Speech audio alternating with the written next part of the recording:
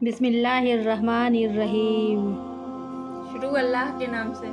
السلام علیکم۔ بنی اسرائیل میں ایک شخص تھا جو بہت بڑا نیک، عابد اور زاہد تھا۔ سب لوگوں میں اس کی بڑی عزت تھی۔ لوگوں میں اس کی نیکی اور پارسائی کا بڑا ہی چرچا تھا۔ اس علاقے میں ایک اور شخص تھا اور لوگ اسے بہت برا انسان سمجھتے تھے، اور وہ تھا ہی ایسا بد عمل اور بد کردار کہ کوئی بھی اسے اچھا نہیں سمجھتا تھا۔ ایک روز اس گنہگار شخص نے دیکھا کہ نیک آدمی ایک میدان میں بیٹھا ہوا ہے۔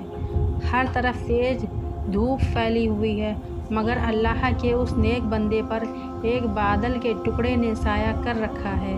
گنہگار نے یہ منظر دیکھا تو اپنے دل میں بڑا شرمسار ہوا، اور یہ خیال پیدا ہوا کہ اس چلچلاتی دھوپ میں جہاں دور دور تک سایہ نہیں ہے، بادل کے ایک ٹکڑے نے صرف اس لیے اس پر سایہ کر رکھا ہے کہ یہ اللہ کا نیک بندہ ہے، کیوں نہ میں بھی اس کے ساتھ جا کر بیٹھ جاؤں؟ کیا خبر اس کی برکت سے اللہ تعالیٰ مجھے بھی بخش دے اور میری خطاؤں کو معاف فرما دے۔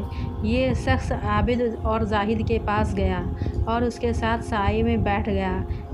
اس کے بیٹھتے ہی اس عابد و زاہد شخص کے دل میں خیال آیا، یہ اپنے زمانے کا گنہگار اور پوری قوم میں بدنام شخص ہے۔ اس کے ساتھ تو کوئی بھی اٹھنا بیٹھنا پسند نہیں کرتا، یہ میرے پاس کہاں سے آ کر بیٹھ گیا؟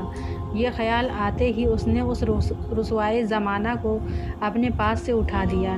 یہ گنہگار شخص اٹھا اور چلا گیا، لیکن بادل کا وہ ٹکڑا بھی اس کے ساتھ ساتھ روانہ ہو گیا اور اس کے سر پر سایہ فغن ہو گیا۔ اسی وقت پیغمبر پر وحی آئی کہ ان دونوں سے کہہ دو کہ نئے سرے سے اپنے اپنے اعمال کی ابتدا کریں، کیونکہ اس فاسق فاجر نے جو کچھ کیا، ہم نے اس کے خلوص اور نیت اور جذبہ شرمساری کے سبب اسے بخش دیا اور اس کی پچھلی ساری خطائیں معاف فرما دیں، جبکہ اس عابد کی تمام نیکیاں اور اچھے اعمال اس کے تکبر کی وجہ سے اس سے چھین لیے گئے۔